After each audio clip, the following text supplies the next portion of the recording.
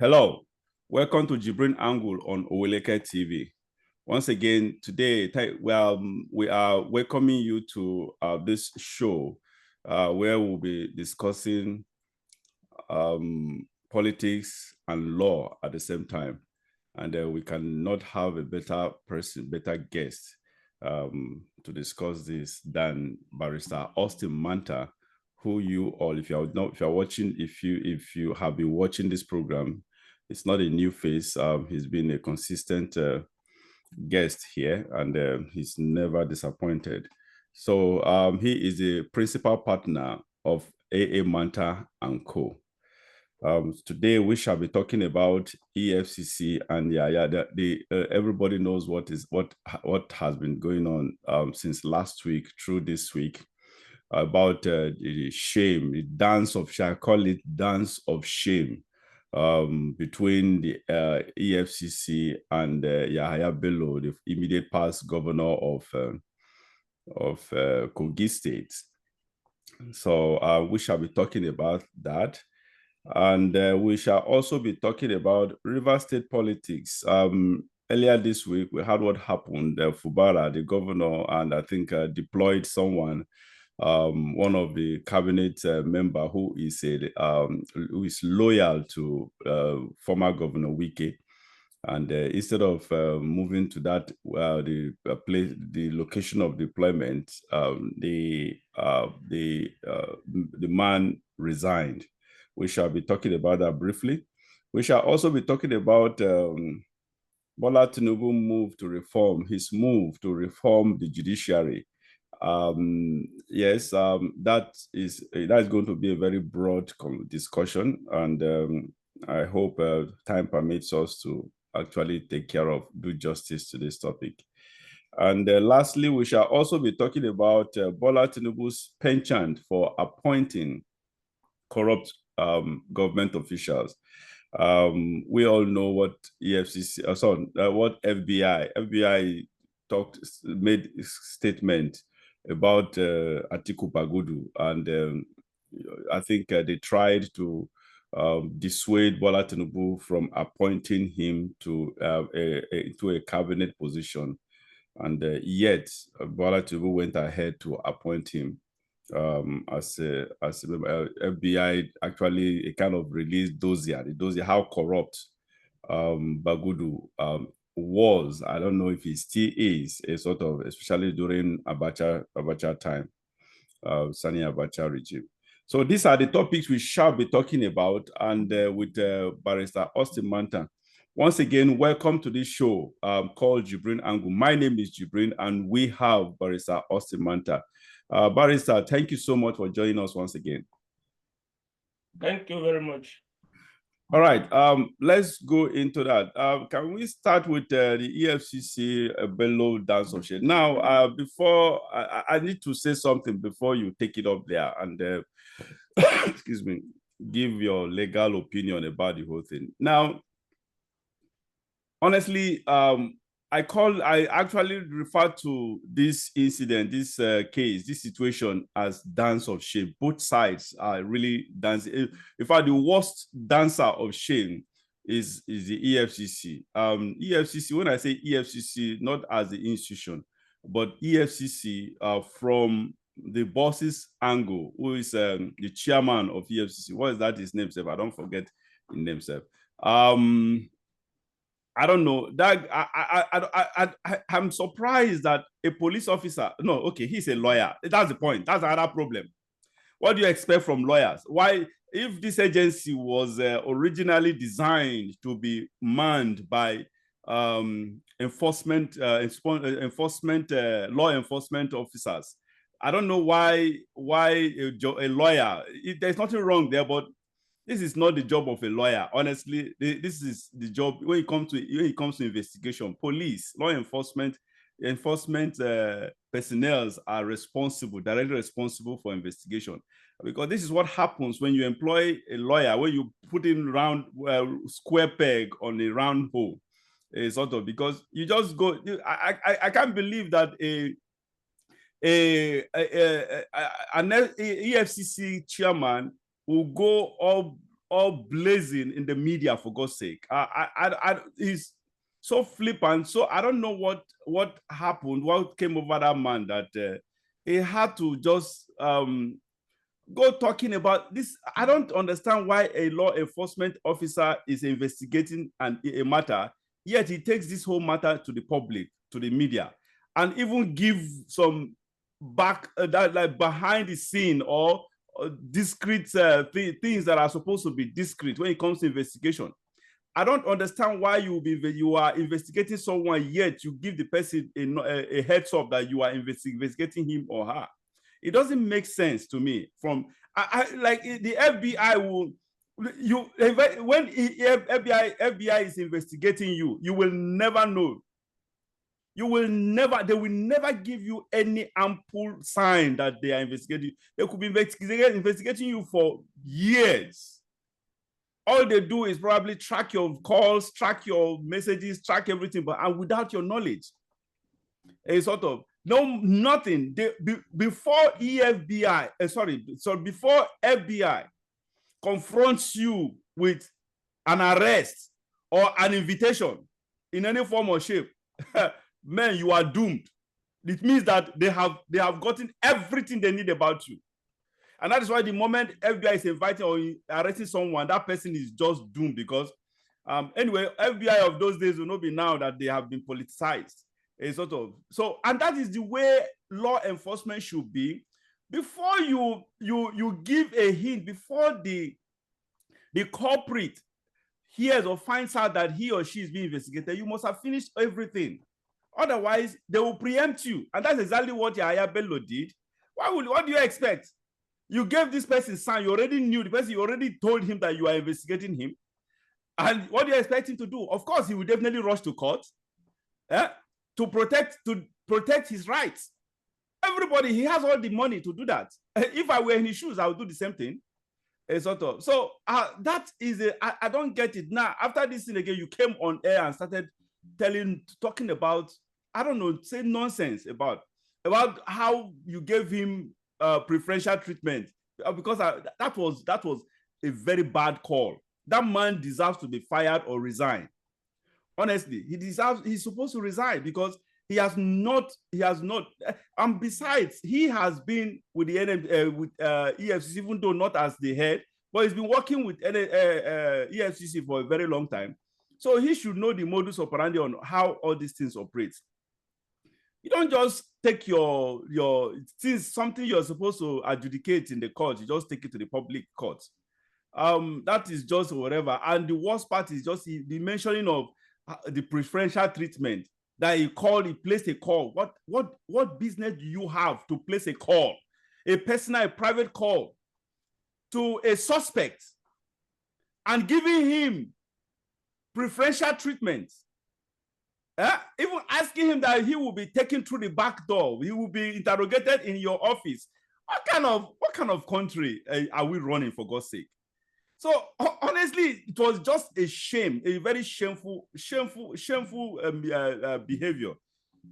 Barrister, I'm sorry for taking this because I just needed to just say it the way it is before you, because I know you will take it from the legal angle. Please, can you give us your thoughts on this whole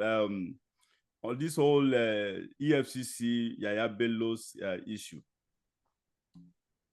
Yes, thank you very much. Just like you noted, it is actually a show of shame, and it does not portray Nigeria in good light in the eyes of the world community.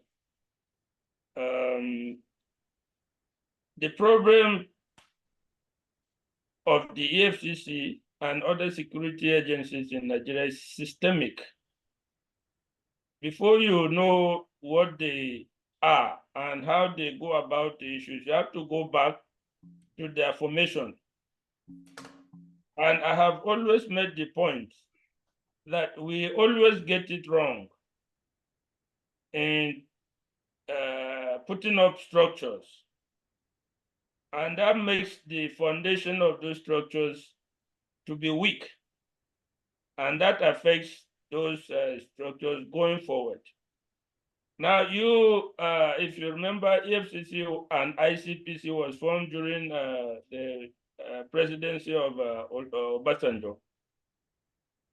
It was felt that the existing security structures, particularly the police, were inadequate, both in terms of training, in terms of capacity to withstand the growing challenges to the economy in terms of economic crimes, which a lot of new things were coming that were not known before. Money laundering was coming, wire fraud was coming, 419 was coming. All these things were modern techniques of fraud involving the economy. It was felt that the police were not well equipped, were not well trained, and did not have the capacity to handle the emerging economic fraud and economic trends. So let's create new agencies that will take these challenges head on. And that is always the problem. You now come and say, okay, the police are not adequate. You want to create a new agency. And what do? You now take the foundation members of that new agency from the same police that you say are not adequate, are not well trained. They are the ones that form the nucleus of that new agency and begin to run the new agency. So what is the difference? From that foundational breach and from that foundational gap, you can see the problems that have attended the agencies till today. The first chairman of the EFCC was Nuhu Ribado, who is currently the National Security Advisor. I think at that time he was an assistant commissioner of police, and he was made the chairman of the EFCC.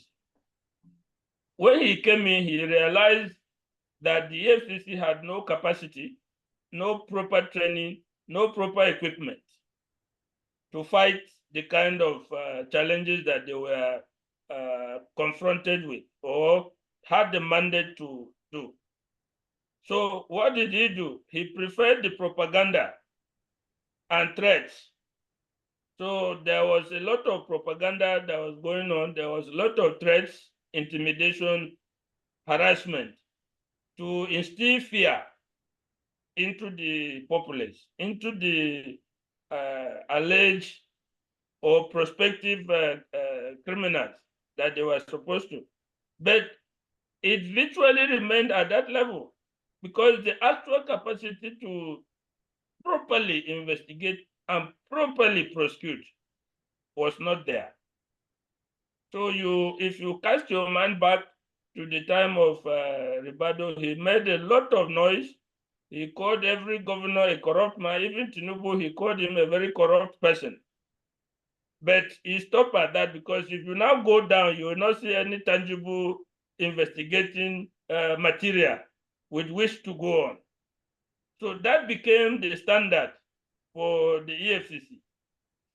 How else do you want them to go forward? They are going forward from the foundation, from the initial actions of the people who started it. The people that came in now followed the manual that was set by the initial protagonist of the agency. So that is what we are seeing now. The EFCC manual has remained virtually the same, even though today they have what they call their training school. Still, it was only about 2 or 3 years ago that they redeployed police officers back. For all this while, their investigators, their operatives were all police officers. And it is the same police that we were running away from, that no, they don't have the competence, they don't have the capacity, that we are also operating in this agency that we now created. So some of us who have dealings with the EFCC, I happened to go to EFCC with a client at one point, and we stayed there till about 2 a.m. I observed their modus operandi. I observed how their interrogation and something. And as a very experienced lawyer, I was comfortable that if I was defending somebody that is being charged by EFCC, I should not be afraid. The president should not have, the president should be confident because their capacity was not demonstrated properly in the instance that I witnessed. The questions that should have been thrown to the suspects, the kind of further investigation that should have followed, all behind the scenes, were not happened. The person we went for was left off the hook.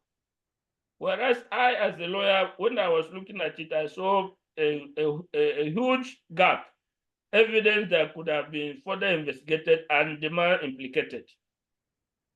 So you see the EFCC, when they are now frustrated, if you are appointed in the EFCC and you feel you want to do something, still you will find yourself incapacitated in a certain way. Again, you compare EFCC with a body like FBI. There's virtually no basis for comparison. FBI have come a long way, and then the nature of the American society is a bit different from Nigeria. They have plugged a lot of holes that would normally affect an investigative agency. In Nigeria today, it is virtually impossible to investigate somebody with means and power without the person knowing. If I'm a governor in a state, I know that these agencies normally investigate governors. I will just have bribe or give a little money to some people in the EFCC, and they'll be giving me all the information of what is happening. It's as simple as that. So trying to investigate a high-profile person in Nigeria in secret is virtually impossible. They will know about it. They will start intriguing about it. He's the governor for 8 years. He knows he's being investigated. From day one, he's going to try to prepare for the day he will no longer be governor and put in place a machinery and steps to frustrate and, if possible, abort any prosecution. Yeah, sorry to cut you short, Barrister. Now, I want to ask, well, I'm curious to really find out, I'm curious to get the answer to this question that I'm about to ask. You said that EFCC is not really set up to succeed. I'm paraphrasing you right now. That is at least what I deduce from what that means. When I say it's not set up to succeed, that means government has not, from the foundation up to date, they have not given all the resources that EFCC needs to succeed, both human and capital. Probably that is what you mean. Now, EFCC, I have I have a couple of contractors, EFCC contractors for several years that have been doing some of their major jobs, etc. So, and I know what is, I know what it is if you secure a contract from EFCC. Their contracts are so juicy, they don't owe, because they have real money at their disposal. EFCC is never, from the inception of that agency, it has never been starved of funds. This EFCC is one of the agencies that have had a very consistent and robust funding from inception.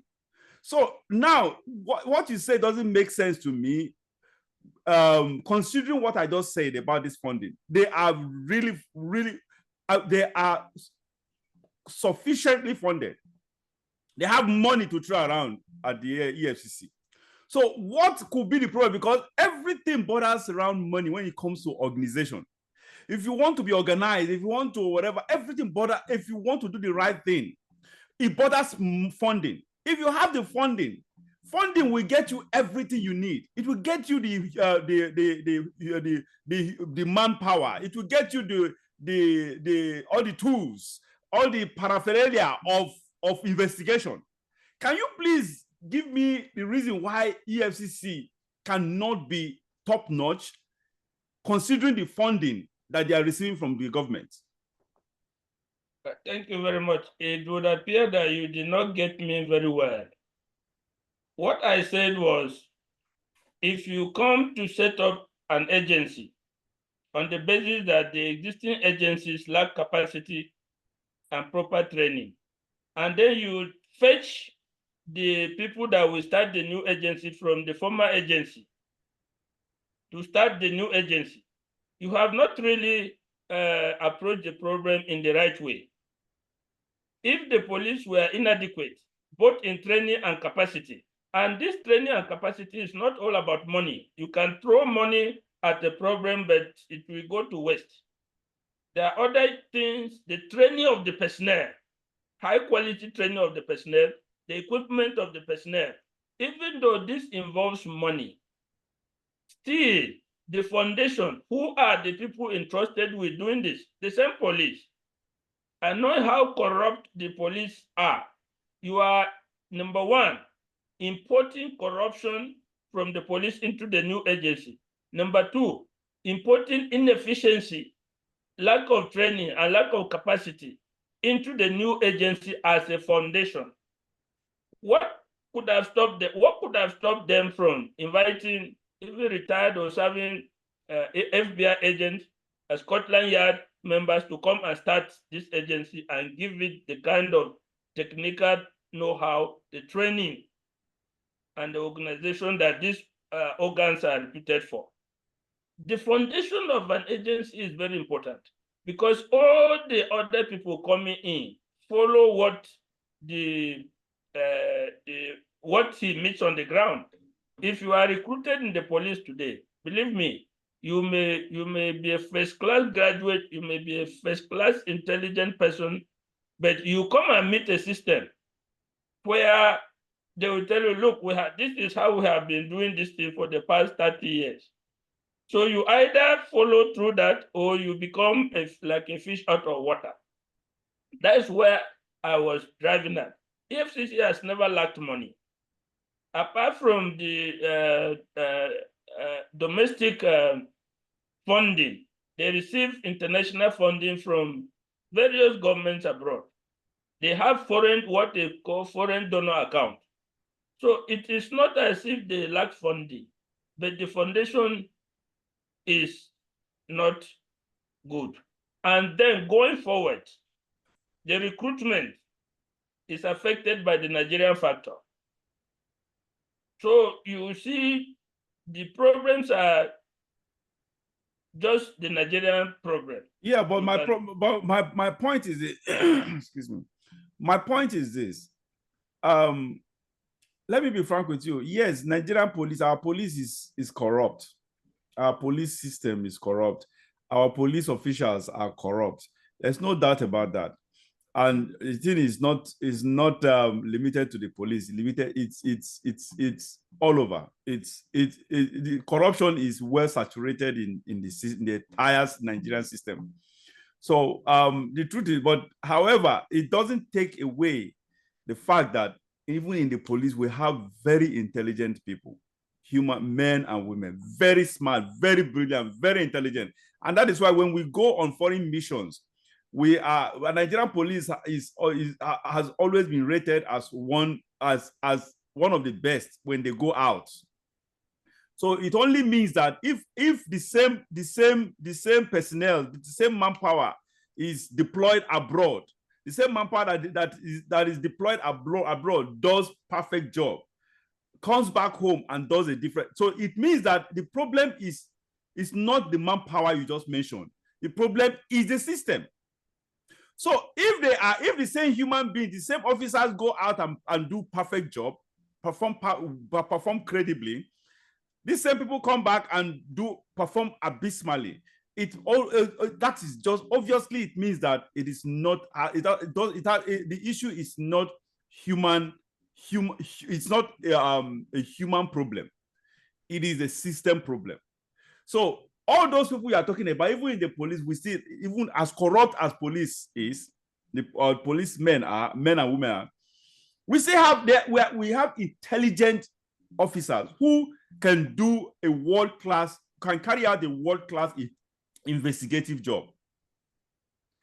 That is just the truth. So this is not an excuse for EFCC to be a mediocre agency, barrister.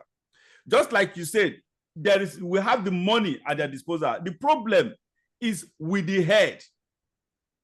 You talked about when you visited EFCC and you saw how things were done over there, whatever. You just obviously it wasn't standard. It wasn't brilliant. It wasn't intelligent enough. That is what I deduced from what you said about that. So it basically means that it is look, agencies like this, if they are not doing well, it is from the head. It is from the head. That is just the truth, because you cannot give what you don't have. You can't be what you are. You cannot be what you don't have the capacity to be. That is just the truth. So that excuse is not it. As far as I'm concerned, they have all the human and capital resources to be the best. All we need to do is someone to stamp his or her feet and say, hey, everyone has to sit up. Do it this way or do it that way. Have an established policy that everyone has to go through, whatever. It's sort of just like you mentioned, for God's sake. How would you talked about you were there when they were questioning the questioning pattern and all that things, and so many things you said were wrong based on omissions of things that were supposed to be done, questions that were supposed to be asked, follow-up questions and what other things were supposed to be, they didn't do it. That is big. Now you send the file to the boss, and the file goes through the boss goes through the. It behooves the boss, whoever is in charge there, either who is heading that investigation or the overall boss, to ask questions. You go through the file or whatever. All those things you pointed out that they were supposed to do, they didn't do it. Someone is supposed to point those things out. The person who did the questioning is going to forward this file to his superior. That superior is supposed to question some things. Okay, you have this. I can't get enough details here. I didn't see this question here. I didn't see that question here. I've not seen the detailed question and response from this suspect.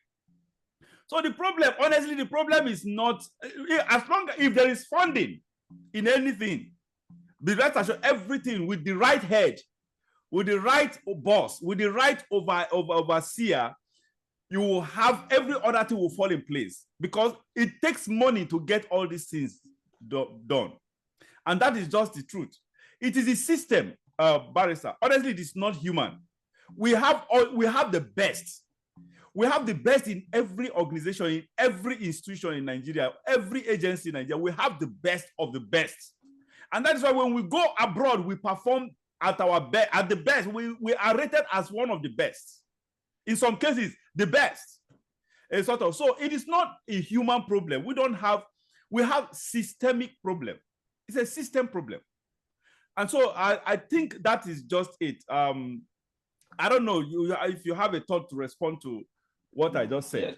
Yes. Don't get me wrong. I'll be the first person to say that Nigerians by nature are brilliant people, are hardworking people, if given the right focus.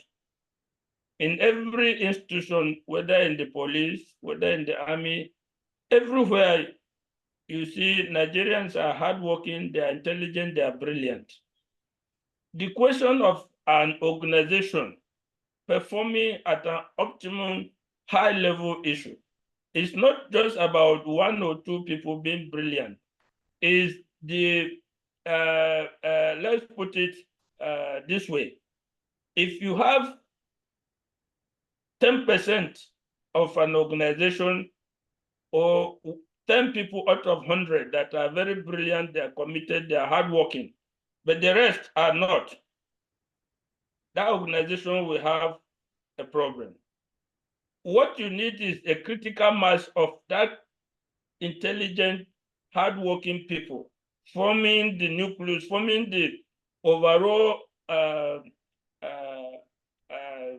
how do I put it, head. The head is not just one person, as you think, because they have sections and they have directors in charge of this, in charge of that, in charge of that, just one person at the head. But for most parts of this thing, you have directors, you have people who are in charge of sections of that part of investigation.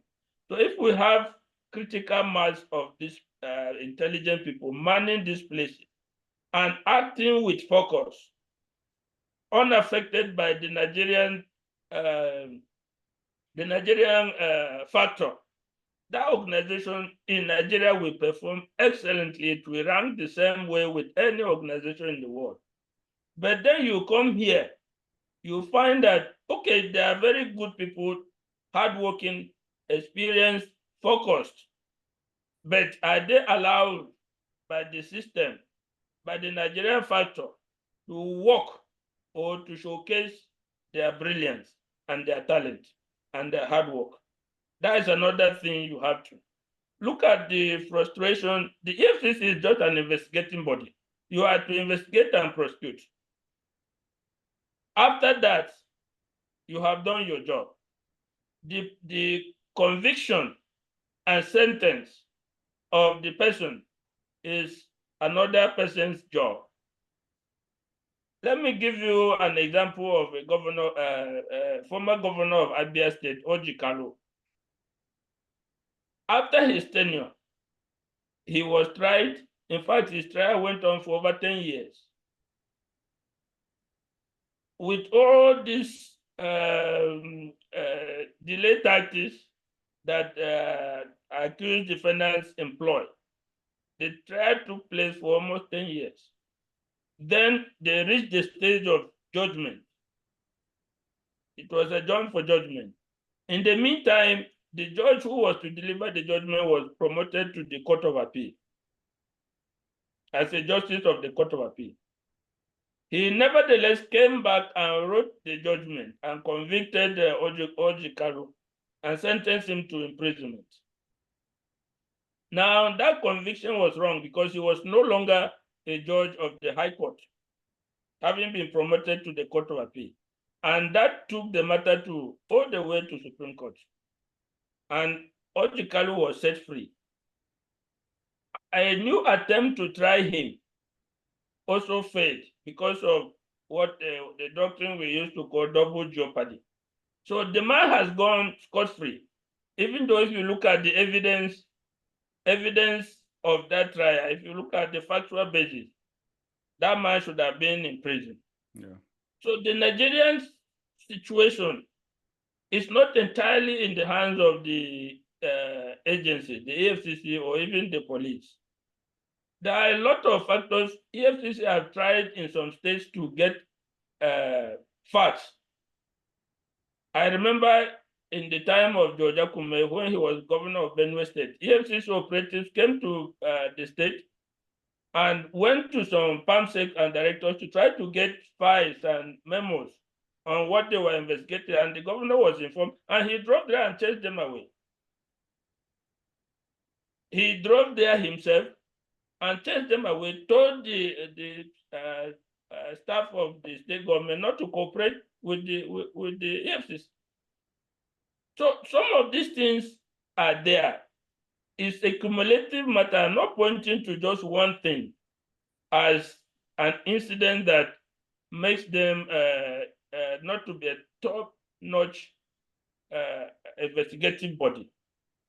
Even as we speak, I believe, and I also know that there are some very credible, highly brilliant investigators with the FCC. But whether they will be, or they're allowed to work freely is another thing. The present chairman of the EFCC is a lawyer. He was the secretary of the EFCC. Coming back to when you were talking about the head of EFCC, it was designed to be. Personally, I've always believed that the head of an institution like EFCC should be a lawyer, because we see the gap between the police investigation and prosecution. In the US, for instance, the district attorney is in charge of investigation, not the police. The district attorney is in charge of investigation, even though the investigation is carried out by the police. But when they come with the reports, he looks at it as a lawyer and sees the gaps. Before they prosecute, he will look at the evidence and see the gap and send them back. for more investigation to plug those gaps, because at the end you are taking that to the court, and the dots and the commas that you are going to not put in that report are going to affect the outcome of the trial. So it is in order. There's nothing wrong with a lawyer being appointed as chairman, somebody who has worked in that organization, who knows the way they operate. I don't see anything wrong with it. But I have always said that for an agency like this, there should be less heard. Their work should be seen in action rather than in the press. You work quietly, and the Nigerian people will see the results. You work quietly, there's going to make press statement and all these things. It does not help your matter in any way. But again, you come here, there's an information war going on between suspects and the agency. You see them going to press, sponsoring a lot of information out there against the agency, against people they say they are perceived enemies who are witch hunting them. So sometimes the security agencies feel an urge to respond to that propaganda. But for me, I think there should be no need for that. This agency should work behind the scenes, and Nigerians should see the result in the convictions that they get and in the recoveries that they make of stolen funds, and in the prevention of this fraud and financial crimes that they were set out to do. So Yeah. some of the press statements that the chairman made are regrettable. For me, there was no need for that. Yeah, honestly, again, this issue of round peg in square hole. Honestly, I think I disagree with you a little bit, because even in the US, as you mentioned, the people who do the investigation generally should be for the police. That is their basic responsibility. Investigation should be meant for law enforcement agency. That is just it. Even in the US, you mentioned, you see, before the district attorney comes to play, the police does the real work on the ground. They are the ones who, before you see a district attorney getting involved, it's the police that gives them the weapon, the tools to get that will eventually get them involved in a case. And that is just, honestly, that I don't want us to drag this, but the truth is, I still do not, honestly, EFCC, honestly, when it comes to investigation, even though lawyers are brilliant, there's no doubt about that, but when it comes to prosecution, I think lawyers can go into that. But investigation, honestly, law enforcement agencies or agents are the ones that is their primary work. Don't get me wrong. I didn't say the lawyers should be investigators. The investigation is always done by the police. It's always. But in this case, for instance, the same investigative agency is also the prosecuting agency. So they have brought the two aspects together. Both the investigation and prosecution is vested in one agency.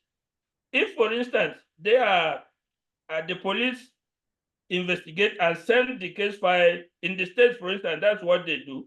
They investigate and send the case file to the Director of Public Prosecution, DPP. At the federal level, they send the case file to the Attorney General of the Federation. So when they send that case file,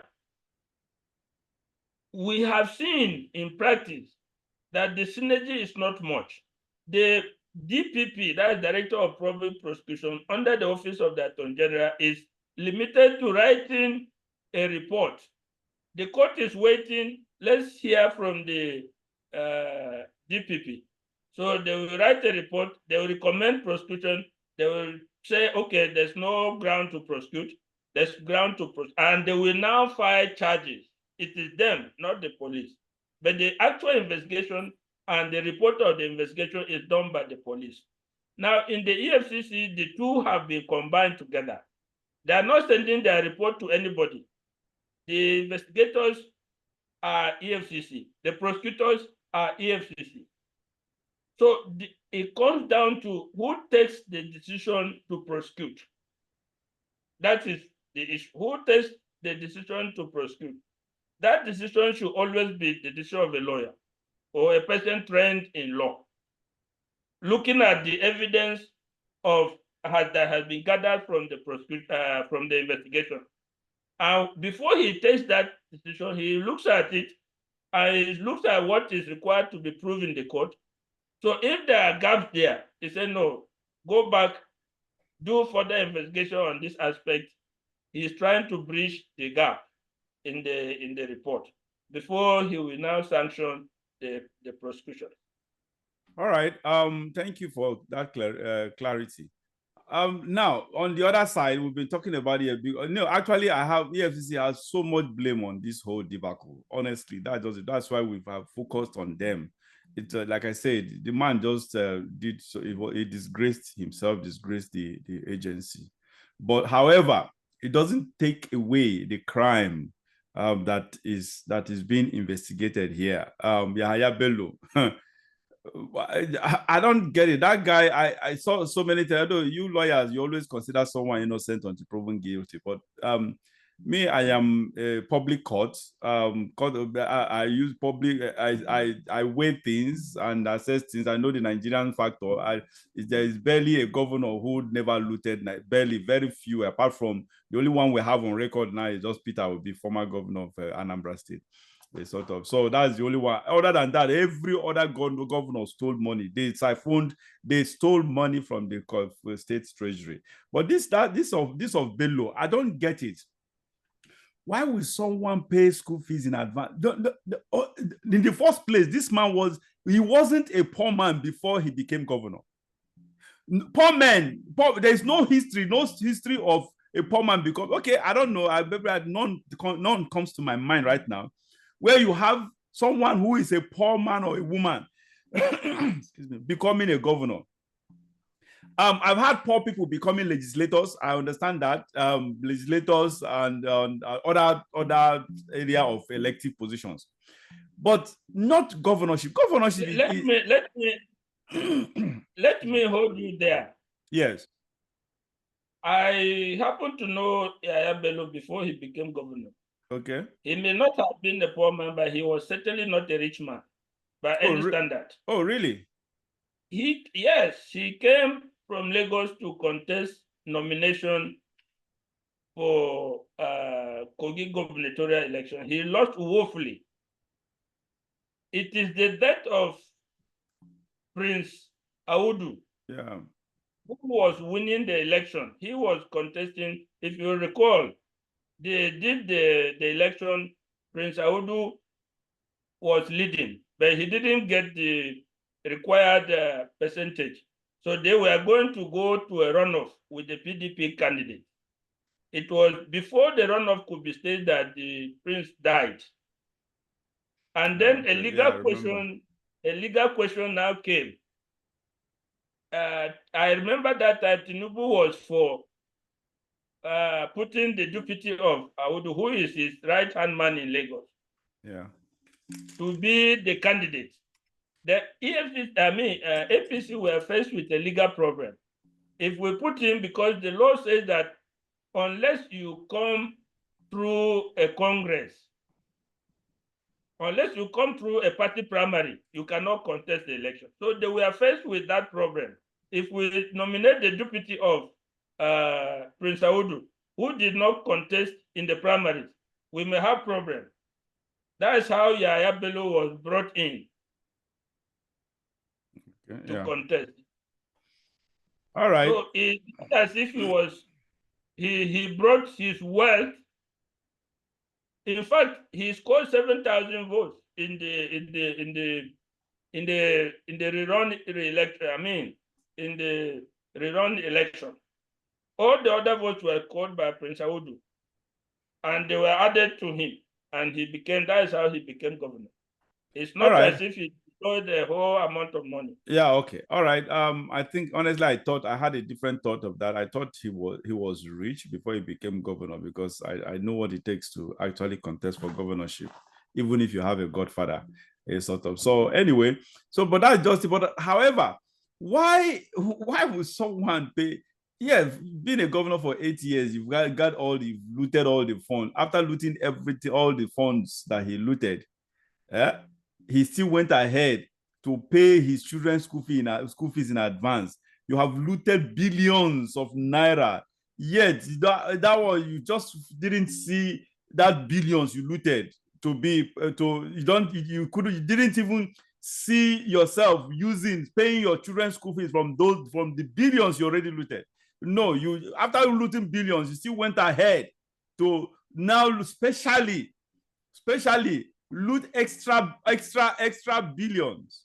Okay, almost a billion naira, uh, into paying your children's school fees, which I think after seeing the receipt of school fees, people are now concluding that it was actually money laundering. Barrister, what is your thoughts on this? Well, first and foremost, you recall that in the aftermath of the crash of the naira versus the dollar, there were instructions from the CBN and the Nigerian government that there should be no transaction in Nigeria in foreign currency, in dollars. That no school or university or any organization should sell its services or accept payment in foreign currency. It should be in naira. So you can see the kind of society we are, what is said in public and what is being done under the table. Yes, sir. If we follow that guide, the school is not supposed to collect fees in dollars.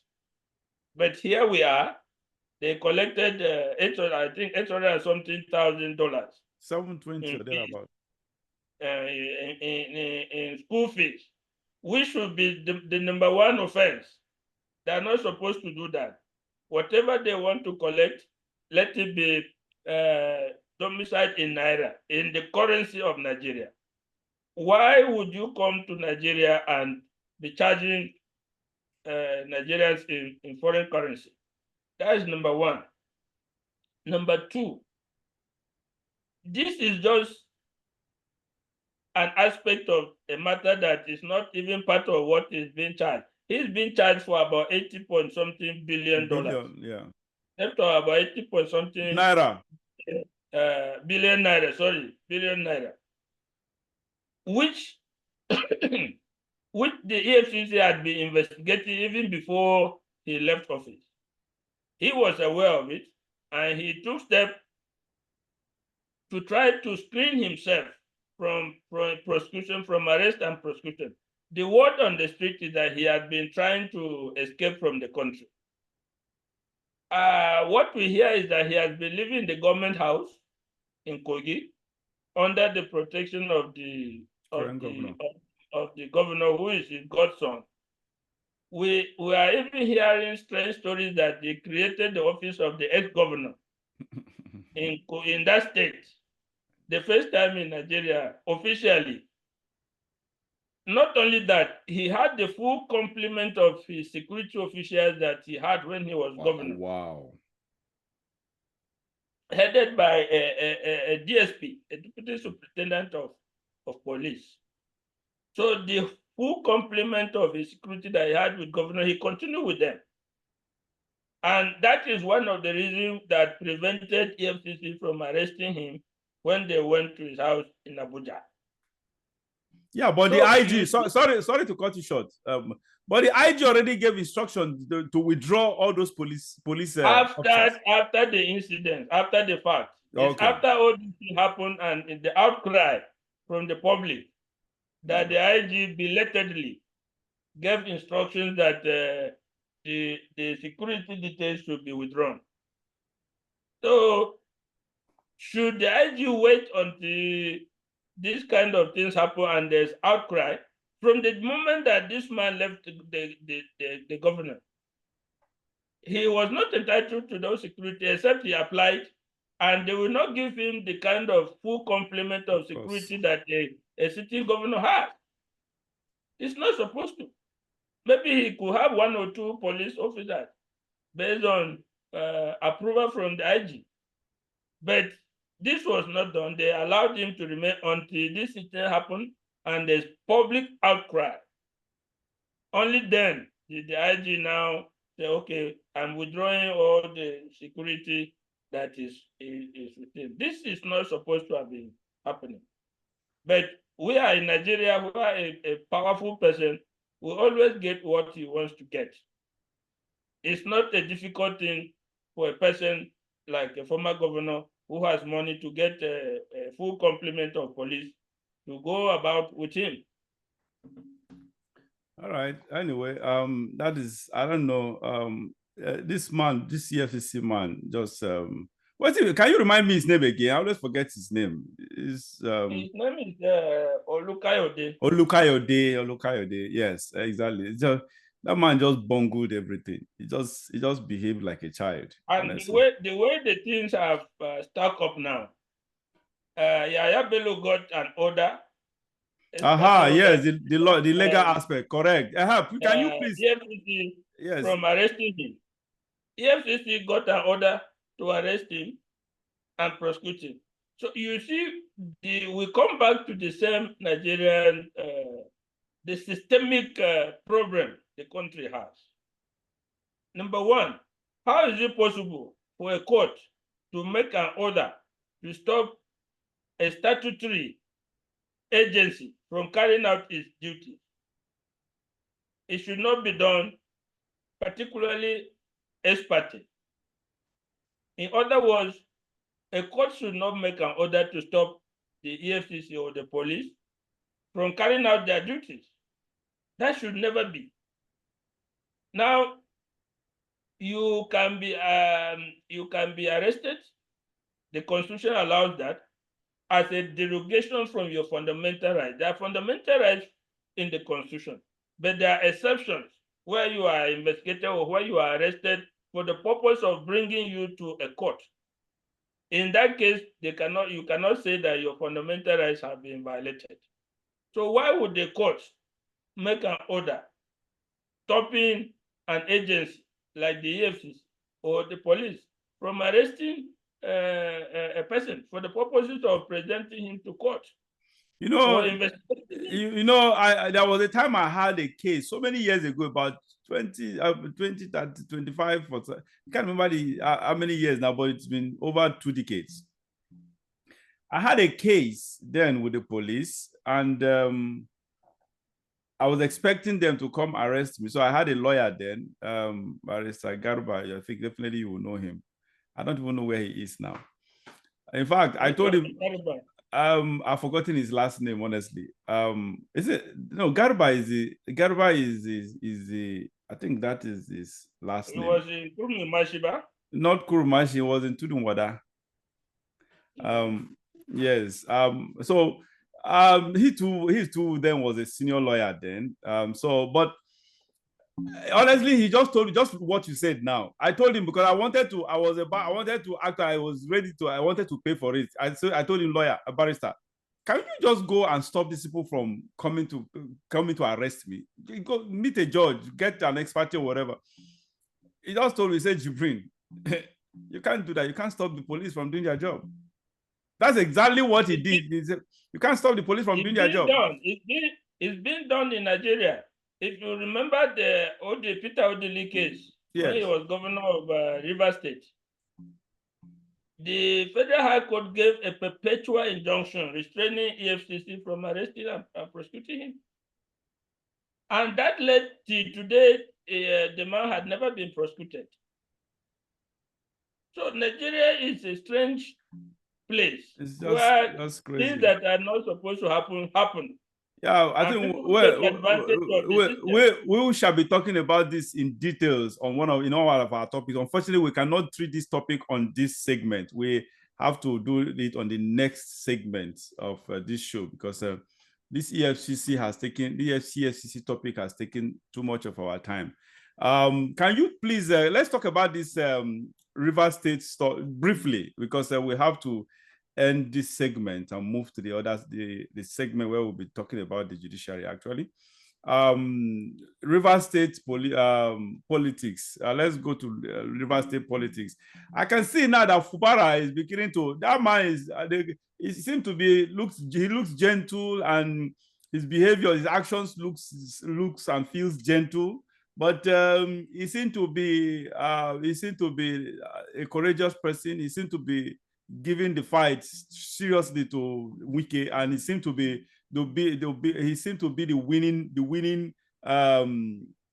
he seemed to be on the winning side at this moment. Wike seemed to be losing power by the day in River State. What's your thought about that? Okay, regard to, I think he's doing some redeployment now, trying to weaken the Wike loyalists, our Wike stronghold in River State by redeploying some of his loyalists to probably a less powerful institution. And as a result, one of the men, I think, resigned. What is your thought on that? Can you give us an update on the Rivers briefly, sir? On the River State issue, I recall what is it, Bob Marley? You fight and run away to fight another day. When the agreement was first reached, a lot of people were saying, "Ah, the man is a coward. The man likes including me." However, they failed to understand that his godfather, Wike, had ringed him about with his supporters in every area so that he could not move this way or move that way. The whole House of Assembly, more than 2/3, were supporters of Wike. The whole local government chairmen were totally supporters of Wike. Every appointment from SSG to other appointments in River State were all made by Wike. So at that point, it was extremely difficult for him to move either side or to try to fight. When he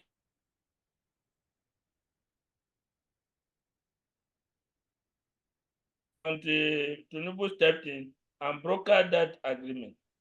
Now, from that agreement, number one, he had public sympathy. The sympathy of the public turned in his favor. The sympathy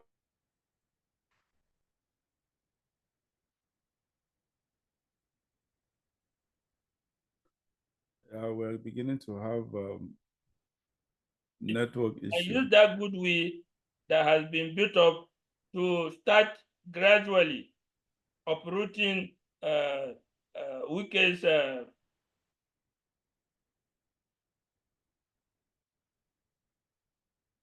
deploying some of the commissioners. And remember, almost all the commissioners were appointed by Wike.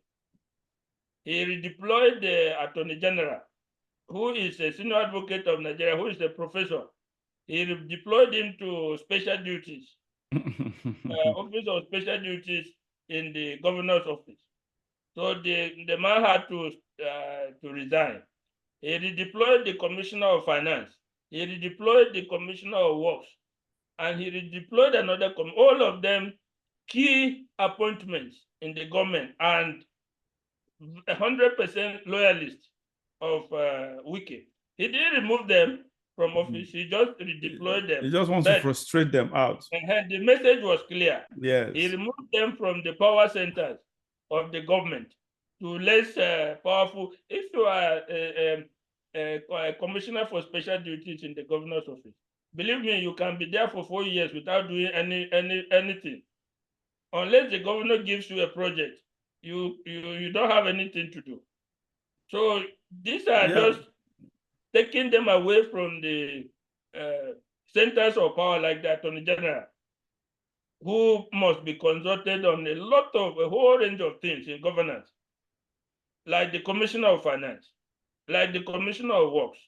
So he is moving deftly to upstage Wike and create a sort of balance that will enable him have room to maneuver. So I can understand already now there's the crisis has come up again. Yeah. The House of Assembly are overriding him. The local government, as at the last count, 14 local government have taken the state government to court. Okay. Sorry to cut you short, Barrister. Now, that brings me to this question. Remember, these House of Assembly members are the same people that decamped to a different to APC. Remember, they are, right? Yes. Now, okay. Now, is that, that I remember on this show with you talked about, by law they are no longer members of that body. Now, is that law still valid? That in the case that if the governor comes out tomorrow and say, okay, go to court to deplatform these guys, or to dethrone them, or to send them out of the State of House of Assembly, does he have a legal standing on that? We discussed this thing on this platform at that time. Yes. I said the law is that they are no longer members of the. Be a pronouncement from the court. There must be a court. I only argue that this is the position of the law. So that line, they chose honestly, your line is breaking. We can't get all the points you are making, which is very, very important to me and to our audience. Can you hear me now? I can hear you, but it is breaking actually. Yeah, the line is breaking. Okay. Yes. Okay. Let's end this segment, and we'll move it to the next segment. Yeah, viewers, sorry we have to cut this show abruptly. We seem not to have an option for now. You shall, if you are interested in getting the details of all the topics we mentioned from the beginning, we shall be discussing the details of the topics on our next segment, and the next segment will follow this immediately. Thank you very much. My name remains JIBRIN, and this is JIBRIN Angle. We have been watching Barrister Austin Manta actually dissect all the topics we have tabled so far. Once again, Barrister, thank you so much for being with us.